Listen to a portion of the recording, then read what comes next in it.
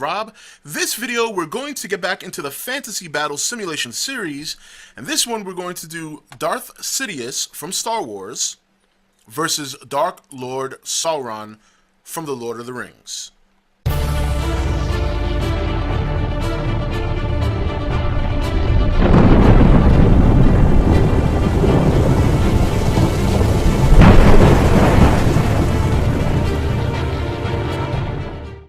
Okay guys, welcome back. So, Dark Lord Sauron and Darth Sidious. Probably a match that is a lot closer than people would think. You know, when you think about these two characters, the first thing you think about is their abilities, which both, to me, are very magic-based. The only difference between the two is that one takes place in a very futuristic, high technological advancement kind of world, where the other one is more fantasy-based and more medieval fantasy world. However, both have abilities that are very similar, just from a different premise. Obviously, Darth Sidious using the dark side of the Force to manipulate lightning, to do telekinesis, and things of that nature, and use his mental ability to manipulate and bend people to his will. Where Dark Lord Sauron is not too different, using his dark magic abilities to also manipulate people, practice dark magic like, you know, necromancy, and also wield a powerful ring that he crafted, and should be a very interesting battle. So let's take a look first here at Darth Sidious. A long rise to the top this character took.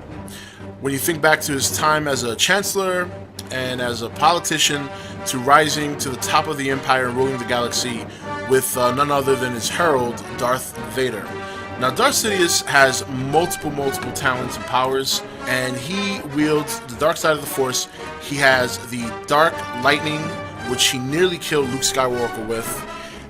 Very rarely in the well, you could say the first trilogy, but the second half of the story, the movies that came out in the 70s, we barely saw him. He made his debut in Empire Strikes Back, played a more pivotal role in Return of the Jedi, but never actually wielded his lightsaber.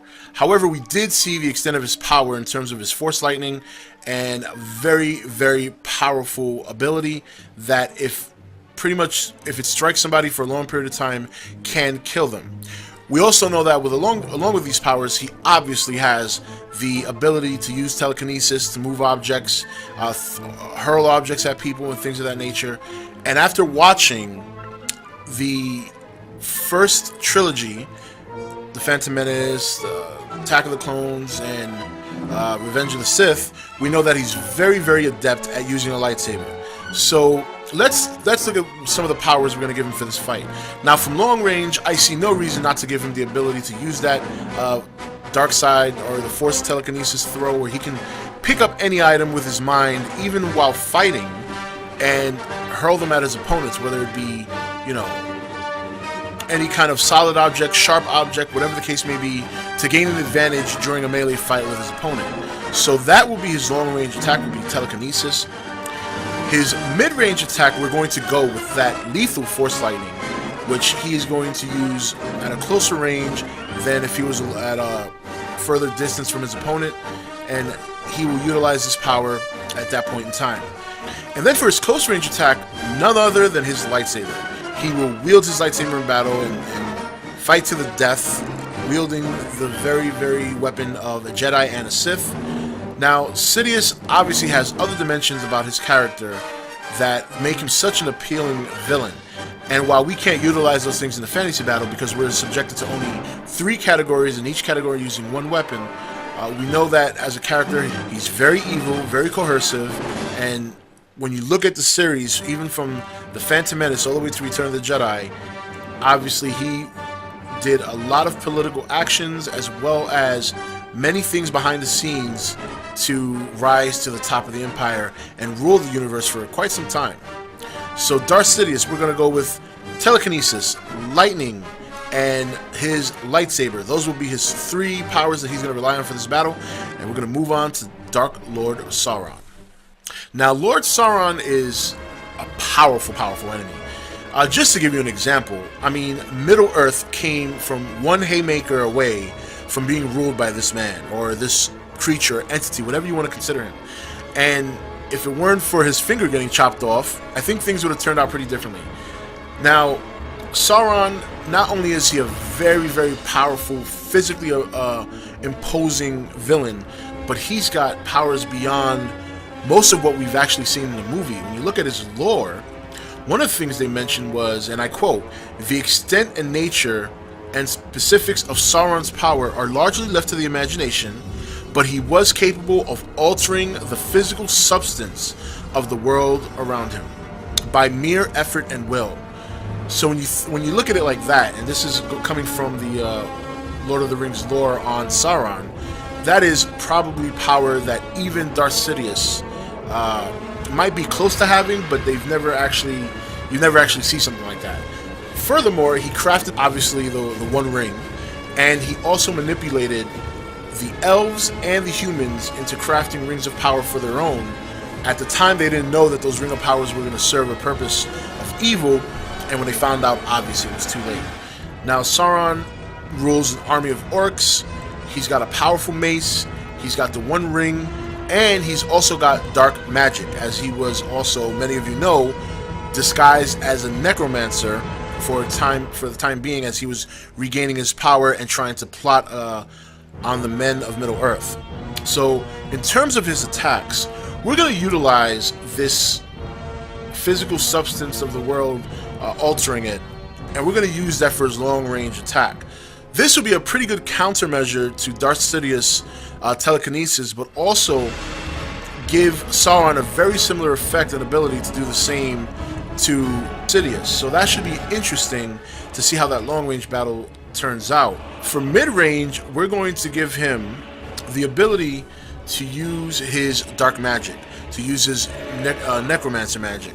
And we're not going to talk about raising the dead and things like that. I mean, there are many, many different elements that are the premise of dark magic, whether it's hexing somebody, poisoning them, causing disease, causing pestilence.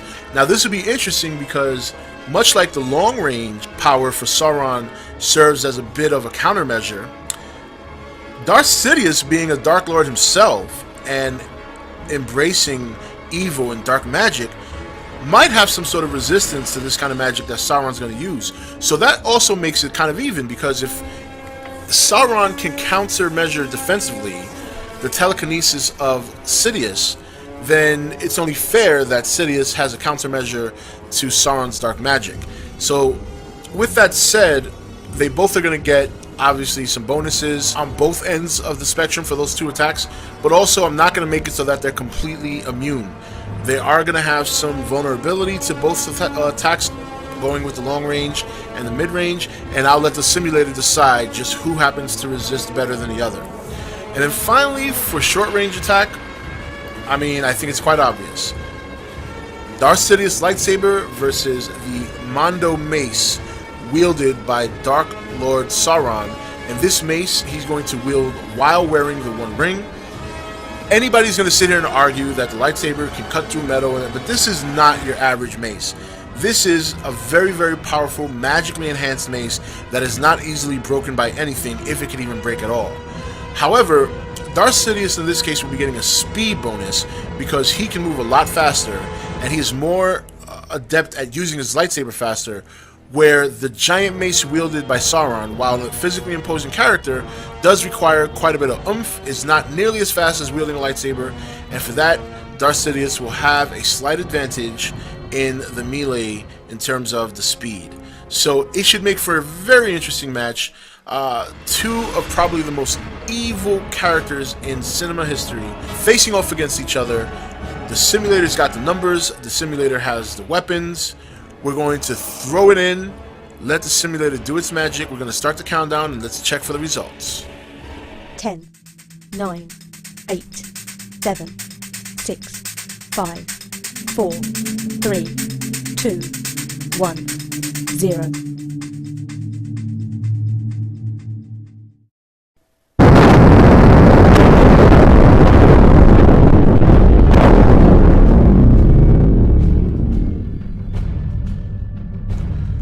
Alright guys, and there it is. There is your winner. Dark Lord Sauron takes it pretty convincingly, 15-10. So let's look at the results here on the different range of attacks. So in the long range, Dark Lord Sauron actually won 10 times. to Darth Sidious 6. Very, very interesting result in the long range. Now in the mid range, was a little bit closer. Lord Sauron defeated Darth Sidious 2-1, which means that his necromancer power outperformed the Force Lightning.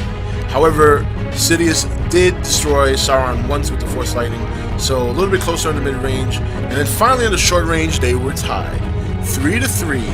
Very, very good battle. I can only imagine how that would take place if you could actually see it. But obviously, with Darth Sidious' speed, he was able to obviously get around and nail Sauron a couple of times. But the thing about Lord Sauron's mace is that it's so big, and he himself is so large, that he covers so much ground. And you know, when you have somebody moving that slow but wielding something that big that covers such a great area of space versus something moving so fast, I mean, let's be honest, he probably landed a couple of haymakers and just nailed him. But you know, overall, I think this kind of battle realistically would probably be more of a range fight between the two powers, because I mean, let's face it, they don't really have to melee each other. With the kind of power they wield, they're more than capable of deciding this fight from a mid-range to long-range perspective. But nonetheless, we got to use every category. We got to let the simulator crunch the numbers. I am a little surprised at the result. I thought either one of them could take the match. I didn't think there was any one favorite over the other. But I expected it to be a little bit closer than the end result. But hey, not going to question the simulator. So Dark Lord Sauron is your victor. I want to thank you all for watching this fantasy battle simulation. And you can stay tuned for the next one coming up for the month of March, which is going to have Superman versus Son Goku from Dragon Ball Z. Take it easy, guys. This is Rob signing off for ETN, where we don't do news, we just talk entertainment. Take it easy.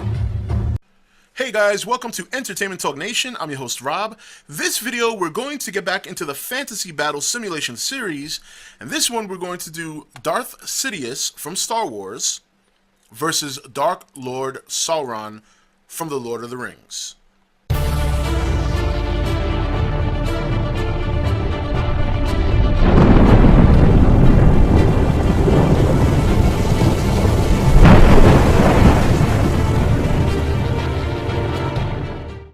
Okay guys, welcome back. So, Dark Lord Sauron and Darth Sidious. Probably a match that is a lot closer than people would think.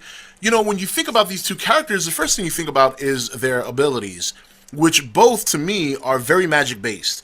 The only difference between the two is that one takes place in a very futuristic, high technological advancement kind of world, where the other one is more fantasy-based and more medieval fantasy world. However, both have abilities that are very similar, just from a different premise.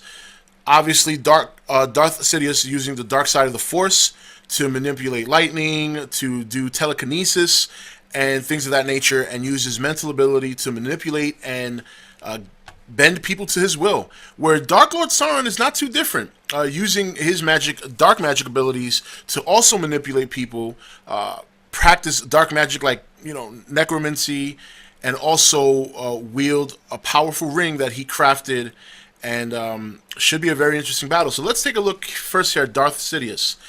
A long, long rise to the top this character took. When you think back to his time as a Chancellor,